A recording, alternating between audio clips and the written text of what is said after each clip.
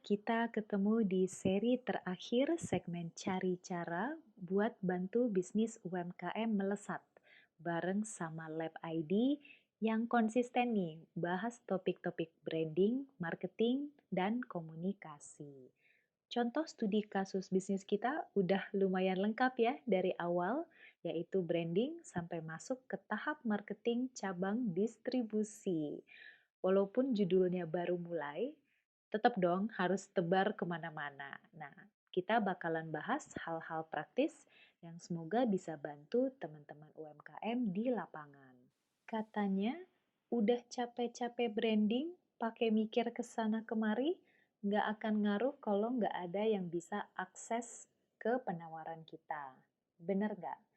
Nah, tapi bukan berarti branding bisa dilewatin gitu aja ya, karena nanti ada cerita yang akan di-share tentang gimana sebuah bisnis dari rumah yang akhirnya bisa masuk ke retail modern karena brandingnya engaging. Distribusi teman-teman pasti udah tahu bisa lewat online yang lagi ngehits banget sekarang atau pakai jalur konvensional offline.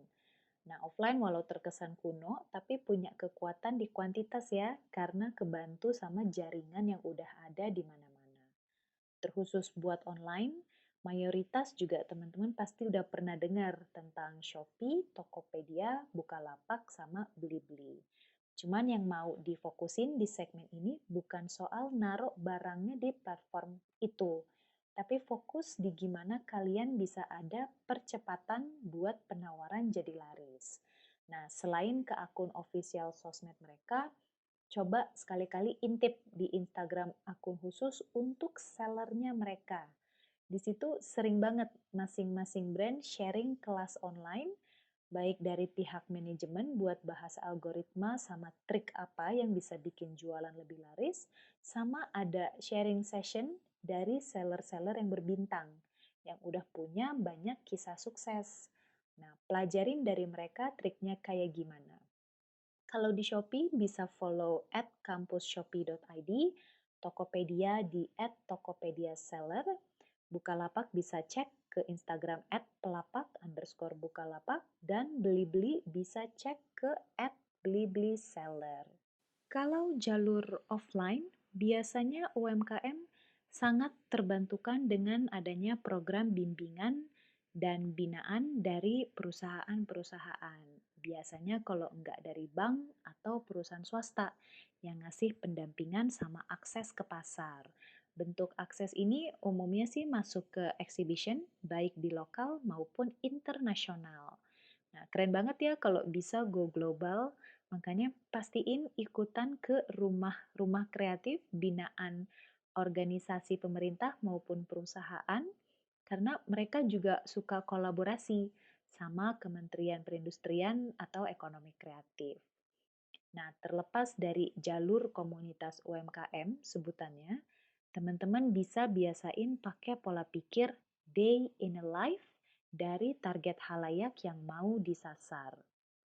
Artinya, kita ngebayangin diri kita benar-benar jadi si konsumen. Mulai dari dia bangun tidur pagi-pagi sampai balik tidur lagi di malam hari dalam satu hari. Nanti suka tiba-tiba kepikiran nih tempat-tempat yang cocok buat distribusiin penawaran kita. Semisal dengan produk snack atau minuman, misalnya target pelanggan primer kita anak sekolahan. Nah, tempat-tempat yang dia singgahin dari pagi sampai malam biasanya sekolah, jadi cari peluang di kantin sekolah atau lewat persatuan ibu-ibu orang tua murid mungkin. Nah, terus mereka jajan di luar sekolah ke warung. Artinya apakah kita bisa konsinyasi di warung atau minimarket. Gak lama mereka pergi les, jadi ada nggak sih peluang di tempat lesnya untuk jualan? Baik vending machine kalau minuman atau tempat makanan ringan. Terus terakhir di tempat nongkrong. Anak-anak sekolah tergantung usianya nongkrong di mana sih hari gini. Nah, disitulah kita coba jajakin. Terus kalau ada target pelanggan sekunder yang misalnya karyawan kantoran, pikirin lagi, day in a life mereka tuh kayak gimana? Dari rumah ke kantor, nah di kantor ini touch point-nya banyak banget. Mulai dari kantin kantoran, minimarket kantoran, bazar yang ada di gedung kantor, sampai yang namanya bisa masukin produk ke meja karyawan kalau tahu channel yang tepat. Dulu misalnya ada masa minuman jus Mama Ros bisa masuk setiap pagi ke meja kantor karyawan karena orderannya per minggu dan channelnya office to office. Menarik ya? Buat yang nggak kerja di kantor pun, sekarang banyak co-working space dan mereka punya area common room yang ada kulkas chiller tempat aneka minuman masuk atau bahkan makanan juga. Tanya dan cari PIC yang bisa bantu masukin produk teman-teman ke tempat itu. Nah, terus karyawan biasanya suka nongkrong di kafe. Nah, coba aja konsinyasi sama tempat-tempat yang cozy buat nongkrong untuk titipin produk. Terakhir, kenapa juga nggak coba ke supermarket? Kalau secara persyaratan produk-produk UMKM teman-teman sudah mumpuni. Beberapa retail modern yang cukup terbuka sama produk UMKM maupun UKM berdasarkan pengamatan pribadi, itu ada Range Market sama Grand Lucky. Dua retail yang secara target market juga sering nih dikunjungin sama pembeli mancanegara kalau di Jakarta. Nah, kalau teman-teman cek ke situs mereka, ada halaman khusus untuk bisa jadi supplier. Dan di situ kita bisa submit informasi dan form, bahkan upload katalog. Jadi coba dicek ya.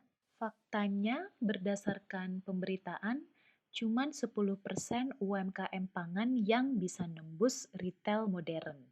Mayoritas itu ketahan karena persyaratan administratif. Jadi kayak sertifikasi halal, izin BPOM, dan lainnya.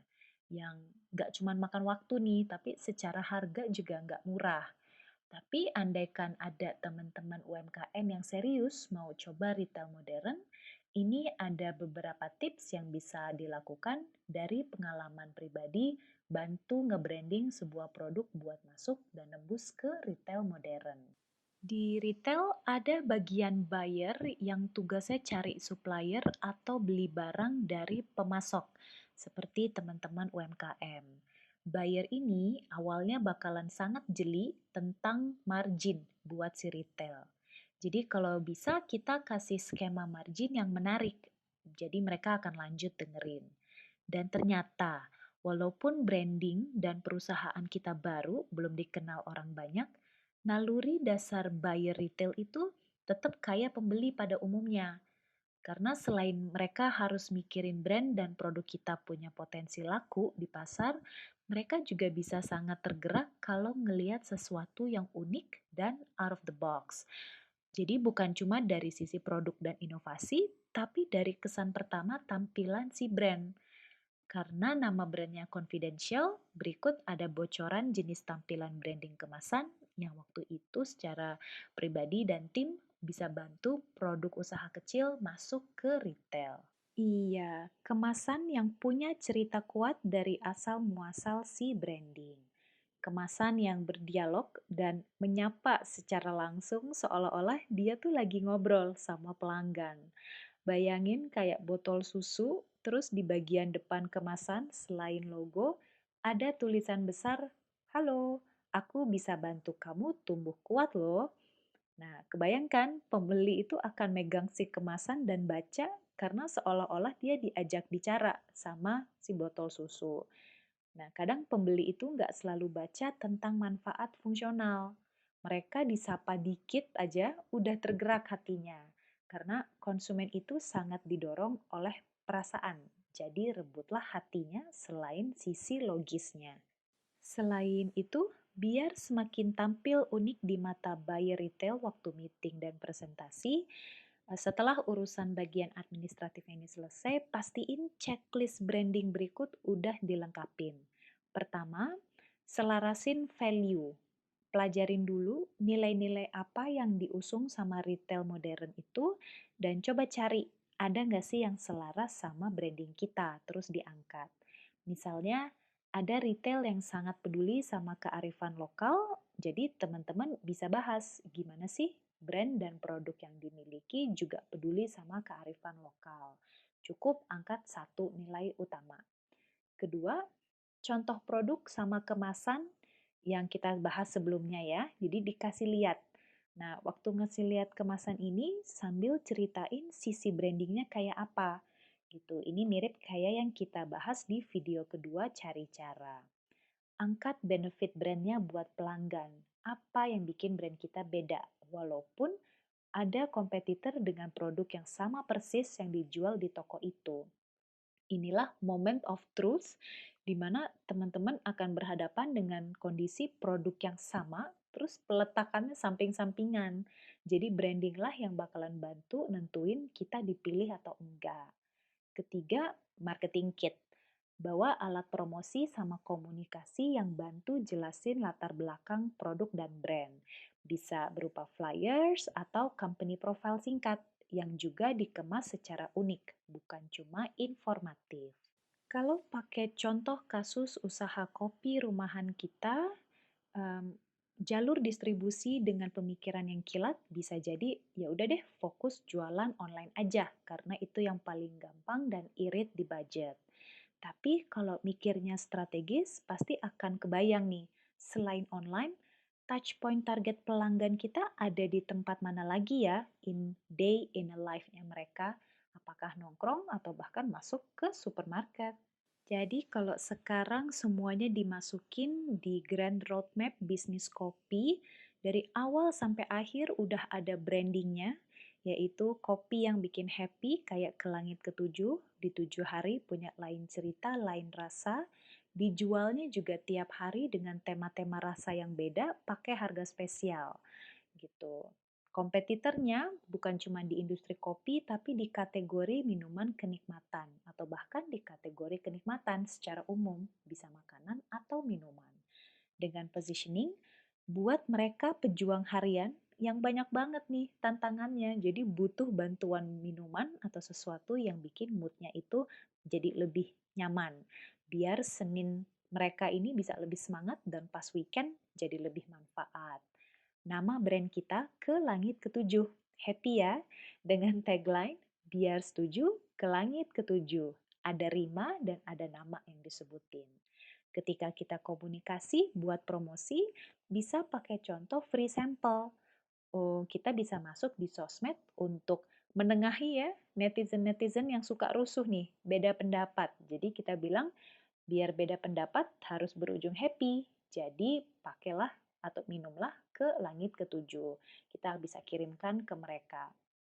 Ekspansi bisa ke snack manis dengan brand yang sama untuk jadi produk komplementer dengan distribusi touchpoint berdasarkan day and life-nya pelanggan, baik online maupun offline. Nah, ini dia 10 atau 9 ya langkah-langkahnya yang udah kita sambungin dari awal. Jadi secara flow ini sudah sangat lengkap yang bisa ngebantu teman-teman UMKM. Intisari sesi penutup cari cara, akses online betul sangat memudahkan, tapi nggak ada salahnya untuk ngelirik akses offline, karena jangan-jangan bisa lebih experiential dan menggugah buat pelanggan. Akhir kata, seneng banget udah bikin 10 konten cari cara khusus buat teman-teman UMKM biar bisa menavigasi dunia branding dan marketing. Terlepas dari ini, silakan subscribe dan follow YouTube sama podcast Lab ID kalau teman-teman ngerasa terbantu. Topik-topik menarik lainnya seputar branding, marketing, dan komunikasi bakal selalu dibahas. So make sure to stay tuned.